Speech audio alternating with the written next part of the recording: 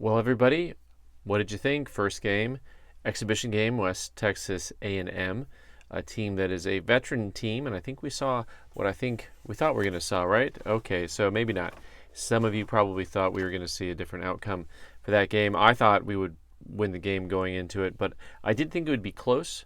And what we saw, for those of you who weren't there, was a team that came out composed and a team that came out there just excited, like jittery and excited, and mostly in a good way, but also jittery and excited is not an easy way to play basketball or a good way to play basketball.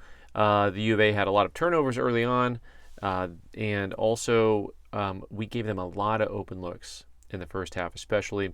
For those of you who only watched the first half, you saw some basketball that was not great.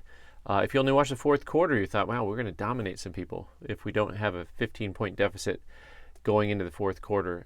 Final score of 60 to 57.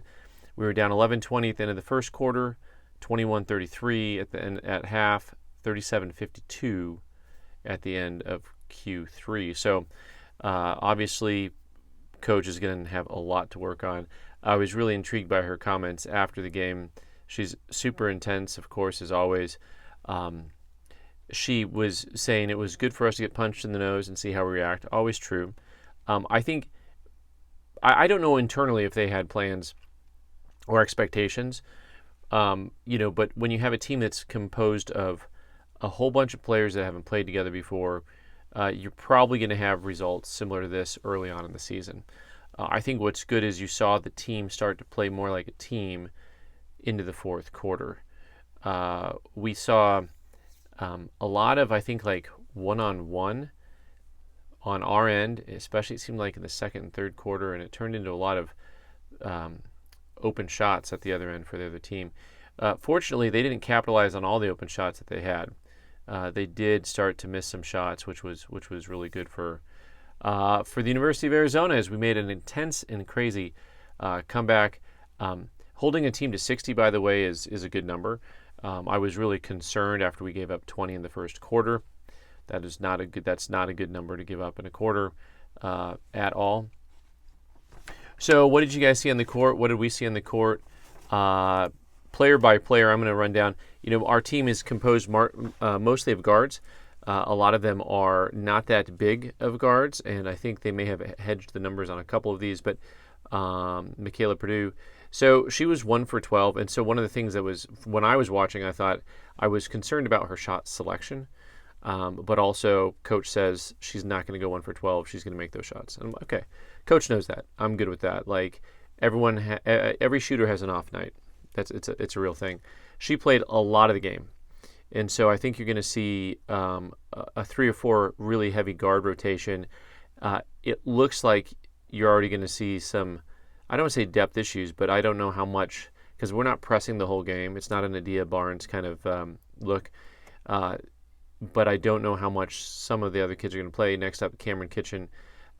She didn't play quite as much. She's a sophomore, 5'9", shooting guard. She gave us some good minutes on defense. I saw her really pressing, working hard. And next, so Samaya Sungpong. So Samaya is one of my favorites. Super excited to see her on the team. She was a basketball player making basketball plays. Super intense. Coach said the day before that she wanted to see her players hitting their screens, and she meant hitting. And Samaya, I think, got 2 or 3 penalties based on intensity. Like, she had an offensive foul called, which was crazy, and then she got one for setting a screen too hard. So I think she was doing what coach asked her to do. Unfortunately, she fouled out in the fourth quarter. She was, at the time, I think, our leading scorer, and she was taking mostly very good shots. I did notice that we tended to have her and Purdue both tended to move into traffic when there was quite a bit of traffic. But next up, I got to talk about Cornfield. So graduate guard who came with coach from University of Buffalo. I don't know exactly what to say about Cornfield. She's intense but mellow. Not, Helena Pueyo had that like lackadaisical look and feel, but she was just so good. Cornfield has this intensity about her, but also calm. And instantly you can see, I think, who is kind of a leader on the court. She rallies the troops. She does not look for her shot.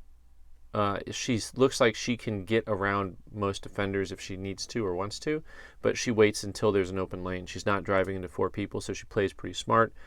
And so when the team finally got some movement, she had a couple of nifty passes.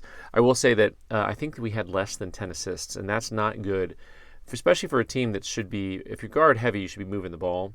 It looked like early on our plan was to try to get the ball into a Chol and get some type of, I don't know if it's dominance or confidence, or maybe both. True freshman Molly Ladwood came in and played a couple of really good minutes. I don't think she played in the second half. First half, I think got a turnover, got a bucket, nicely done. Good to see her out there. Let's see the MJ, right? So 6-foot freshman guard. She's a bigger girl, and she was a lot of fun to watch. She's from Spain, and I think she's really going to be talent. It's good to have her here as a freshman. She strikes me as a 4-year player, someone who's really getting after it, has been on the international scene.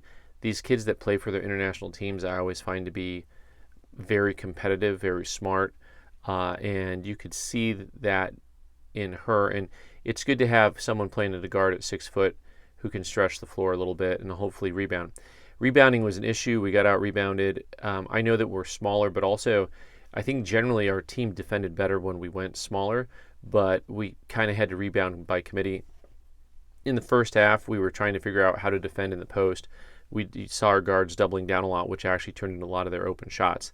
So I would always rather give up a 2 than a 3, but I'm not a coach. All right, so Frederica Wallace, one of the few forwards on the team, 6'2 freshman, senior, and she gave some pretty good minutes, number 10. Nothing for me like stood out, other than some good box outs. I was impressed with redshirt junior Welch, number 11 at guard. A little bit taller guard. She's 5'10". She doesn't look it from a distance because she's very slight, but also very muscular. And so, I was really impressed with her defense, her just everything, her presence. Like, she really looked like she knew what she was doing on the court, communicated well with her teammates, and I think that was the run she was in for a lot of when we had some of the run in the second half. I think that lineup with her in there and Purdue and Cornfield and Sompong. So Montea Du, of course, we got to hear from after the game, said thanks to the fans. We still don't know if she's going to be playing or not this season. Depends on how she progresses. The rest of the roster here, Nora Francois, 5th-year senior, 6'2" forward, number 13. I thought she played a real nice game, defended well on the inside, and they had a pretty big girl that we had to defend, and she did a nice job inside.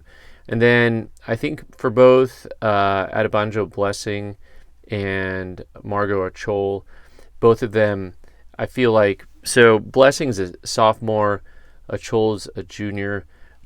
Still, I think both a lot of progress to be made for both of them from, first game experience for me, seeing them play.